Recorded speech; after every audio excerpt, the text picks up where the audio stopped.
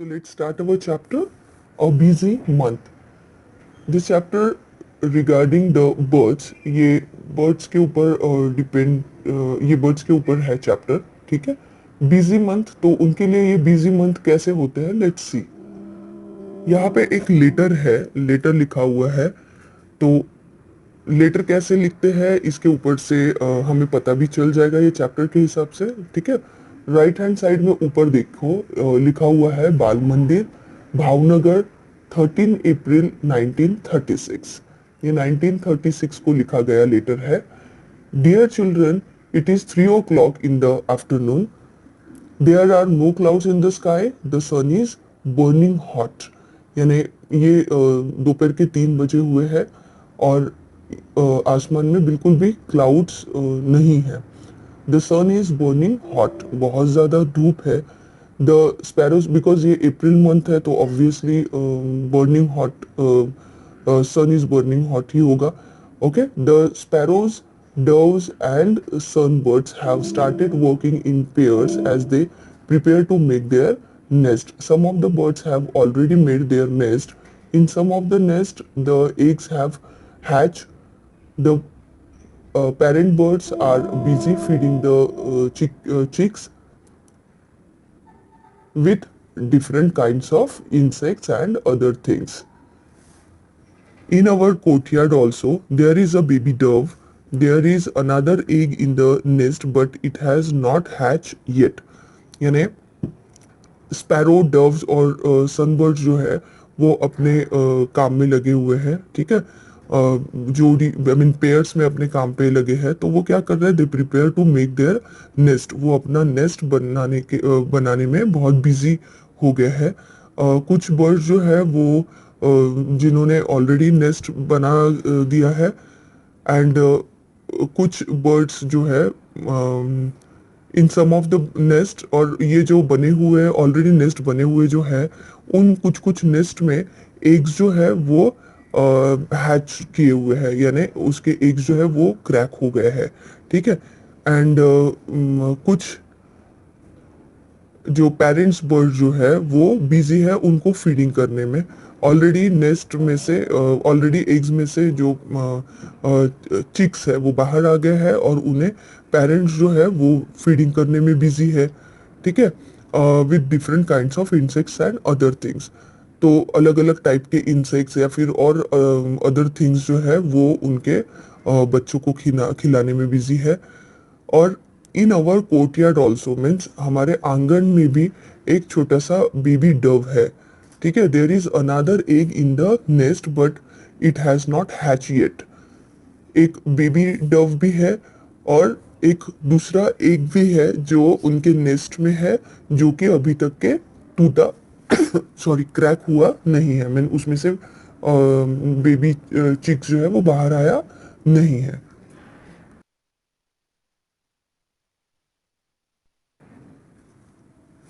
On the way to Gopal Bhai's house, there are many stones along the roadside. In the space between these stones, an Indian robin has laid its eggs. Bachchu Bhai showed it to me. I looked through the binoculars. I saw that the nest was made of grass. On top there were soft twigs, roots, wool, hair and cotton wool. This is how the robin makes its nest. What a soft and cozy home for its chicks. The robin is not like the crow. A crow's nest in made of all kinds of things, even pieces of wire and wood. अब यहाँ पे बताया गया है कि गोपाल भाई के घर का जो रास्ता है वहाँ पे there are many stones along the road side. Road side के रोड के बाजू में बहुत सारे स्टोन्स वहाँ पे है, जिनके बीच में वो जो स्पेस होती है, दो स्टोन के बीच में जो स्पेस होती है, वहाँ पे इंडियन रॉबिन जो बर्ड है उसने अपने एग्स दिए हुए हैं। बच्चू भाई शोड इट टू मी। बच्चू भाई जो है उन्होंने मुझे दिखाया, मुझे यानी किसको, तो गिजू भाई को, ठीक है, गिजू भाई को दिखाया। I look through the binoculars. जब उनको उसने जो एग्स देखे, तो उन्होंने किससे एग्स देखे? बिनोक्यूलर्स होता है, ठीक है, दूरबीन जैसा, जिससे उन्होंने वो एग्स को देखा। उन्होंने क्या देखा? I saw that the nest was made of grass. उन्होंने ये देखा कि वो जो नेस्ट है रॉबिन, इंडियन रॉबिन का, वो ग्रास से बना हुआ है, और उसके टॉप में उसने सॉफ्ट वाले चीजें रखी है, जैसे कि सॉफ्ट ट्विग्स है, रूट्स है, वूल, हेयर एंड कॉटन वूल उसने रखे हुए हैं। This is how the robin makes its nest. ऐसे तरीके से रॉबिन, इंडियन रॉबिन ने अपना नेस्ट बनाया है। What a soft and cosy home for its chicks. वो इतना सॉफ्ट और कोजी कोजी ऐसा मुलायम सा नेस्ट है जो कि उसने अपने चिक्स के लिए बनाया। The robin is not like the crow. ये जो रॉबिन, इंडियन रॉबिन है, वो क्रो जैसा नहीं है, वो क्रो जैसा नेस्ट नहीं बनाता है। क्रो अपना नेस्ट कैसे बनाता है? तो वो सारी चीजें उसमें लगा देता है, जैसे कि वायर एंड वुड के भी पीसेस वो नेस्ट में लगा देता है, जो कि कितना हार्ड होता है ना। Then I saw a baby bird in the robin's nest. उसने और क्या देखा? बेबी बर्ड भी देखा रॉबिन के नेस्ट में। It was sitting with its big wide open. वो अपनी जो बिक है वो खोल खोल करके बैठा हुआ था। वो बेबी बर्ड जो है वो अपनी बिक खोल करके नेस्ट में बैठा था। The month was red from, sorry, the mouth was red from inside. उसका जो माउथ है वो अंदर के साइड से रेड कलर का है। In a little while the robin flew to the nest and put something in the chicks open beak. और बस थोड़े ही देर में वहां पे रॉबिन बर्ड आया और उसने क्या किया? जो जो भी उसने अपने मुंह में लाया था वो चिक्स के ओपन बीक में डाला, यानी कि फीड किया। May be few small insects, शायद से वो कुछ छोटे छोटे इंसेक्ट्स थे जो उसने अपनी बेबी रॉबिन के मुंह में डाला, ठीक है। By then it was evening. उसके बाद इवनिंग हो गई। The robin settle down with its chick. और ये जो रॉबिन बर्ड है वो अपने नेस्ट में वापस आ गया और अपने चिक्स के साथ सेटल डाउन हो गया, यानी चिक्स के साथ वो घर नेस्ट नेस्ट में चला गया, क्योंकि इवनिंग हो गई थी। जैसे हमारे भी मम्मी पापा ऑफिस से घर आते हैं तो शाम को जब आते हैं तो वो अपने बेबीज के साथ ही होते हैं ना, वैसे ही उनके भी जो मम्मी पापा है वो चिक्स के साथ नेस्ट में सेटल डाउन हो गए। You know that the quail sings sweetly. Do you know that this bird does not make its own nest? It lays its eggs in a crow's nest.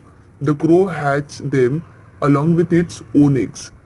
ये जो कोयल है, जो आपको पिक्चर यहाँ पे दिख रहा है, ये कोयल जो है वो बहुत स्वीटली सिंग करती है, गाना गाती है, जो हमें सबको पता है ना। और ये जो कोयल बर्ड है वो अपना खुद का घर नहीं बनाती है, खुद का नेस्ट नहीं बनाती है, तो वो अपने एग्स कहाँ पे देती है? तो वो अपने एग्स जो है वो क्रोज के नेस्ट में देती है। और ये क्रो ही है जो वो नेस्ट को, सॉरी, जो एग्स को हैच करता है। अपने एग्स के साथ वो कोयल के एग्स को भी हैच करता है। Okay, now there is a small tree near by. It has a nest hanging from its branch.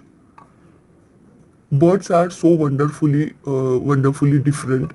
यानी थोड़ा सा और आगे जाने के बाद में there is a small tree near by. एक छोटा सा ट्री है पास में ही, जिसे एक हैंगिंग नेस्ट दिखा। ब्रांच को हैंगिंग नेस्ट एक हैंग किया हुआ था। Birds are so wonderfully different. ये जो बर्ड्स है वो बहुत अलग अलग डिफरेंट डिफरेंट टाइप्स के होते हैं, लेकिन बहुत ब्यूटीफुल वंडरफुल होते हैं। The crow builds its nest high up on a tree. ये जो क्रो है उसने अपना नेस्ट जो है वो बिल्कुल टॉप में, ट्री के टॉप में बनाया था। The Dove makes its nest among the thorns of a cactus plant और अ मेहंदी हेज। और ये जो डव है, ये डव ने अपना नेस्ट कहाँ पे बनाया था? Among the thorns of a cactus plant. यानी ये जो कैक्टस के जो कांटे होते हैं, थॉर्न्स होते हैं, उनके बीच में उसने ये नेस्ट बनाया था डव ने, ठीक है। या फिर मेहंदी हेज जो होता है, मेहंदी के जो प्लांट्स होते हैं ना, उसमें भी ये डव बर्ड्स अपना नेस्ट बनाते हैं। The sparrow can be found in and around our own house. और ये जो स्पैरो है वो अपने घर के आजू बाजू में हमें दिखते हैं। It makes its nest anywhere, ये अपना नेस्ट कहीं पे भी बनाते हैं। ये जो स्पैरो है वो अपना नेस्ट कहीं पे भी बनाते हैं, जैसे कि on top of a cupboard, अपना कपबोर्ड जो होता है उसके ऊपर भी ये नेस्ट बनाते हैं, या फिर बिहाइंड द मिरर, या फिर ऑन अ लेज। ये ऐसे तरीके से अपने घर के अंदर भी ये स्पैरोज नेस्ट बनाती है। Dove also make their nest like this. Often they make nest in old or deserted buildings. ये जो डव है ये भी ऐसे ही अपना नेस्ट बनाता है, ठीक है, कपबोर्ड के ऊपर, behind the mirror and ledge also. और often they make nest in old और डेजर्टेड बिल्डिंग्स, या फिर पुरानी बिल्डिंग्स वगैरह होती है वहाँ पे भी आपको ये नेस्ट दिखाई देंगे। द बार्बेट और copper Smith bird can be heard in the summer with its टक टक टक कॉल। ये जो barbette and copper Smith bird है, टेलर बर्ड है, इनका हमें मोस्ट ऑफ समर में आवाज आता है, टक टक टक टक। ये अपना नेस्ट बनाते रहते हैं ट्री ट्रंक में, ठीक है, जिसको वो बिक से अपने खुरेद देते हैं, उसको होल बना देते हैं। It makes its nest in a hole in a tree trunk, and the tailor bird uses its sharp beak to stitch together two leaves on a bush.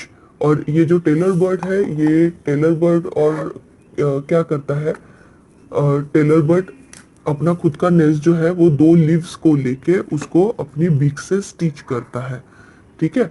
It Lay's it's eggs in the fold of the leaf, और फिर अपने eggs जो है वो fold किए हुए जो leave होते हैं, यानी कि उसका नेस्ट, उसमें वो रखता है। And it has made this this is its nest, ये होता है उसका नेस्ट। दो लीव्स सिल देता है, और जो दो लीव्स का उसने फोल्ड किया हुआ रहता है उसमें जाके वो एग्स देते हैं, ठीक है, टेलर बर्ड। और वुड पिकर क्या करता है, वुड पिकर और बार्बेट, वुड वही है, वुड पिकर और बार्बेट, ये जो है वो अपना जो नेस्ट है वो समर में ट्री ट्रंक में टक टक टक टक करके होल बना के बनाते हैं। Now the sunbird. The sunbird makes a nest that hangs from the branch of a small tree or a bush. The same evening, we saw a sunbird's nest. Can you guess what its nest is made of? The nest has hair, grass, thin twigs, dry leaves, cotton wool, bits of tree bark, pieces of cloth, rags, and even spiders' cobwebs. ये जो sunbird है, ये sunbird आपको जो picture में दिख रहा है, ये सनबर्ड अपना नेस्ट किससे बनाता है? तो ये सनबर्ड अपना नेस्ट जो है वो हेयर से, या फिर ग्रास, थिन ट्विग्स, यानी पतली पतली ट्विग्स होती है रस्सी जैसा, ड्राई लीव्स, कॉटन वूल, या फिर ट्री बार्क जो होते हैं छोटे छोटे वो, pieces of clothes, rags, and even spider cobwebs जो होते हैं, स्पाइडर का नेस्ट, ठीक है, वो स्पाइडर कॉबवेब से भी वो अपना नेस्ट बनाता है। एंड इसका भी नेस्ट जो है वो हैंग किया हुआ होता है ब्रांच पे, या फिर वो जो बहुत बशी ट्रीज जो होते हैं स्मॉल वाले, उस पे हैंगिंग में होता है।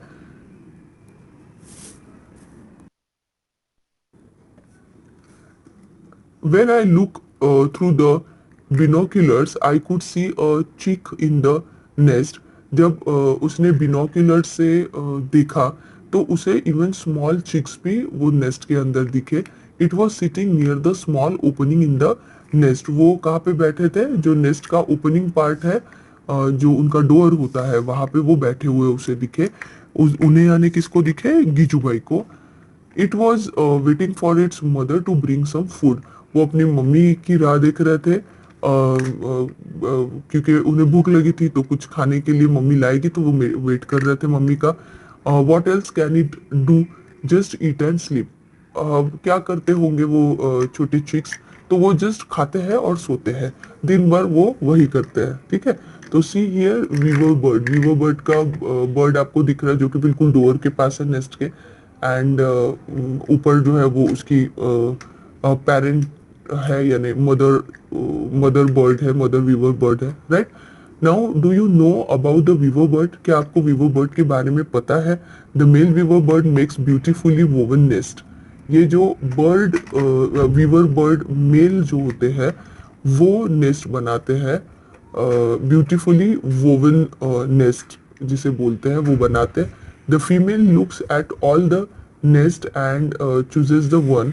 और ये जो फीमेल वीवर बर्ड होती है वो क्या करती है, वो जो नेस्ट बनाया हुए होते हैं मेल ने वो एक उसमें से चूज करती है and she likes the best and decides in which to lay her eggs.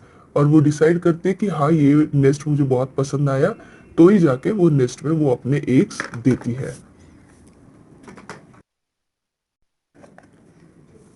All birds are so busy this days.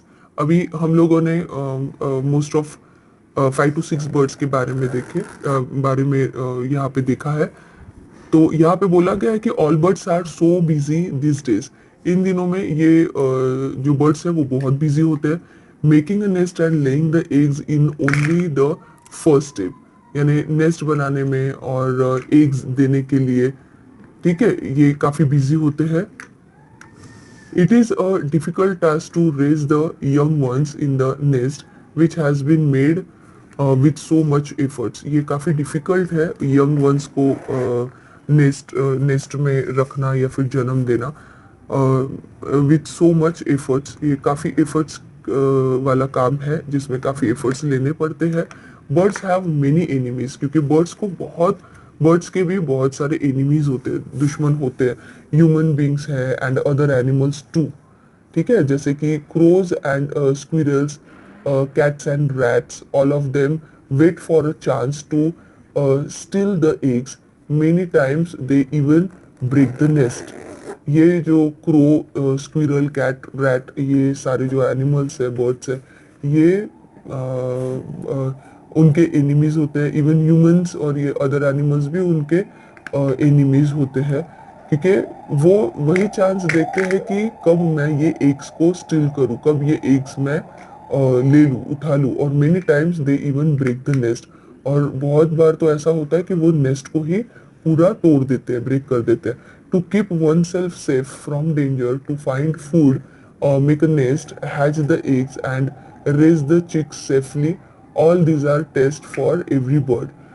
Birds का टेस्ट कौन सा होता है कि to keep oneself safe from danger, यानी अपने बच्चों को डेंजर से बचाना, उनके लिए फूड ढूंढना, नेस्ट बनाना, फिर एग्स को हैच करना एंड चिक्स को सेफली बड़ा करना। ये जो स्टेप्स है ये काफ़ी इसमें प्रॉब्लम्स आते हैं, ठीक है। उन्हें इनको बहुत संभाल के करना पड़ता है, क्योंकि एनिमीज कभी भी अटैक कर सकते हैं, राइट। तो all this are test for every bird, ये सभी बर्ड का टेस्ट होता है। However the birds still sing with joy and spread their wings and fly freely. चाहे कितनी भी मुश्किलें उनके लाइफ में हो, तभी भी ये बर्ड्स जो है वो सिंगिंग करना नहीं छोड़ते हैं। वो बहुत खुशी खुशी सिंग करते हैं और अपने विंग्स को स्प्रेड करके फ्लाई करते हैं फ्रीली आसमान में। Okay, so that it all for now, सलाम। So that it all for now, तो अभी के लिए बस इतना ही है। तो ये लेटर यहाँ पे खत्म होता है। यहाँ पे सलाम लिखा गया है, ब्लेसिंग्स फ्रॉम योर गिजू भाई। तो ये जो सारा लिखा हुआ है वो गिजू भाई ने लिखा हुआ है ये लेटर, ठीक है। तो गिजू भाई की तरफ से ब्लेसिंग्स यहाँ पे दिया हुआ है। Hope so you all are understood this letter, okay, जिसमें बर्ड्स के बारे में, डिफरेंट डिफरेंट बर्ड्स के बारे में बताया है, नेस्ट के बारे में बताया है।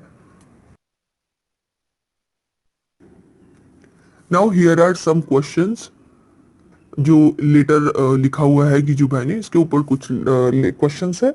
Let's see, how many years ago did Giju bhai write this letter, यानी कितने इयर्स पहले ये गिजू भाई ने लेटर लिखा हुआ था। तो answer will be Giju Bhai wrote this letter in 83 years back in 19 1936, यानी ईयर 1936 में ये लेटर लिखा हुआ था, तो वो लेटर को कितना साल हो गया? 83 years. Okay. Second question is, this letter talks about different birds. How many of these birds have you seen? ये जो लेटर है, ये लेटर में डिफरेंट डिफरेंट बर्ड्स के बारे में बताया है. तो यहाँ पूछा गया है कि how many of this birds have you seen, आपने इसमें से कितने बर्ड्स देखे हुए हैं. तो answer will be I have seen dove, crow, koel, pigeon and weaver bird. Now number 3, how many other birds have you seen? Which ones? यानी आपने इसके अलावा और अदर बर्ड्स कौन से देखे हुए हैं.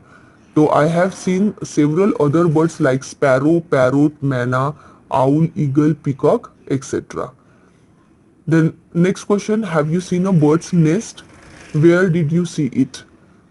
आपने कभी बर्ड्स का नेस्ट देखा है? और where did you see it, आपने ये कहाँ देखा है? तो answer will be yes, I have seen a birds nest, मैंने बर्ड का नेस्ट देखा हुआ है. It was made on the branch of a tree in the park. और वो नेस्ट मैंने कहाँ देखा है? वो पार्क में एक ट्री है, वो ट्री के ब्रांच पे मैंने ये नेस्ट देखा है.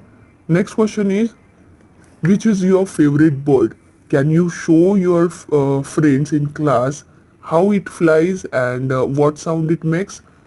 तो मैंने यहाँ पे मेरा फेवरेट बर्ड लिखा हुआ है. My favourite bird is peacock. It can not fly high, वो ज़्यादा हाई नहीं उड़ता है. तो आपको यहाँ पे बोला गया है कि क्लास में वो कैसा उड़ता है और वो कैसा साउंड निकालता है, ये बताना है. ठीक है.